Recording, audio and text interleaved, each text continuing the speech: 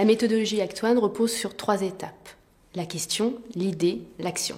La question permet de formuler un défi, l'idée va permettre de répondre à ce défi. Comment ? Par exemple, en utilisant le brainstorming. Le brainstorming est à la fois l'exercice le plus connu et le plus méconnu de tous les exercices de créativité. Le plus connu parce que tout le monde en a déjà entendu parler, et le plus méconnu parce qu'il est rarement utilisé dans les règles. Donc maintenant qu'on a questionné notre sujet, on va pouvoir laisser libre cours à nos idées et on va générer des idées, mais pas n'importe comment. On va le faire avec une méthode qui s'appelle le brainstorming, que vous devez certainement connaître. Le brainstorming, c'est une méthode qui a été mise au point dans les années 30 par un monsieur qui s'appelle Alex Osborne. Brainstorming ne vient pas de la météorologie, il ne s'agit pas de faire une tempête sous un crâne. Ça vient du vocabulaire militaire, qui est to storm a building. Et to storm a building, c'est attaquer un bâtiment en commando. Et attaquer un bâtiment en commando, ça ne se fait pas n'importe comment. Poser le brainstorming comme un exercice commando permet de définir 3 qualités. La première, c'est la collégialité. On est tous ensemble contre le problème et pas les uns contre les autres.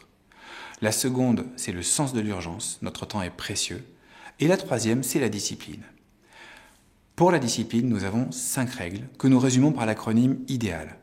Des idées uniquement, le I, développer toutes les idées, exprimer ce qui nous traverse l'esprit même si ça a l'air délirant ou décalé, atteindre 10 idées parce que la quantité est un gage de qualité, et enfin libérer ses idées pour accueillir les choses les plus originales, les plus inattendues.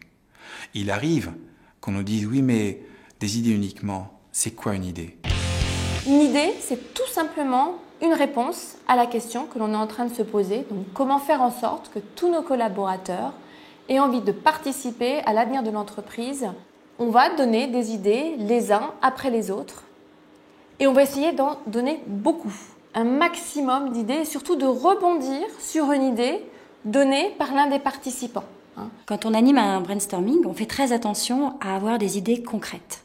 Par exemple, si un participant nous propose de conquérir de nouveaux clients, on va lui demander concrètement comment on ferait pour conquérir de nouveaux clients et on poussera même jusqu'à obtenir une liste de 10. On va solliciter le groupe pour trouver 10 façons de conquérir de nouveaux clients. Créer une ambiance génératrice d'idées qui motive, qui donne envie aux collaborateurs de donner leurs idées. Très bien. Concrètement, comment on va pouvoir faire ça ? Donnez-moi une liste de 10 idées qui vont nous permettre d'avoir une ambiance génératrice d'idées. Créer des pauses café à idées, par exemple. Créer une salle de détente et de relaxation. Organiser des conférences sur des sujets variés. Et on pourrait faire choisir les thèmes par les collaborateurs. Organiser des rencontres interentreprises.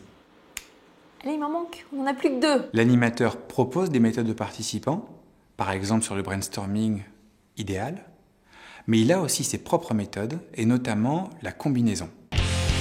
Alors on va maintenant travailler en combinaison. Je voudrais que 2 personnes me donnent un numéro entre 1 et 10. 8, 9. 8 et 9. Alors, 8 et 9, on va tout simplement voir les idées qui pourraient surgir des rencontres interentreprises et du fait de pouvoir valoriser les idées des collaborateurs qui ont déjà été appliquées. Quelles idées vous viennent en combinant ces deux idées-là ? Les personnes dont les idées ont déjà été appliquées deviennent nos ambassadeurs dans les rencontres interentreprises. Et les faire participer à des démarches, forums, congrès. La phase idée débute par un exercice de libre expression, le brainstorming, qui permet à la fois de poser les règles, qui seront les règles de bonne conduite de tous nos exercices d'animation, mais aussi de permettre l'expression de chacun sur toutes les idées qu'ils ont en tête par rapport aux défis, même en arrivant dans la salle. Une fois qu'ils ont pu exprimer toutes ces idées, ils vont pouvoir passer à de nouvelles idées, ce que l'on va faire grâce à des exercices peut-être plus complexes, mais aussi beaucoup plus riches en propositions décalées.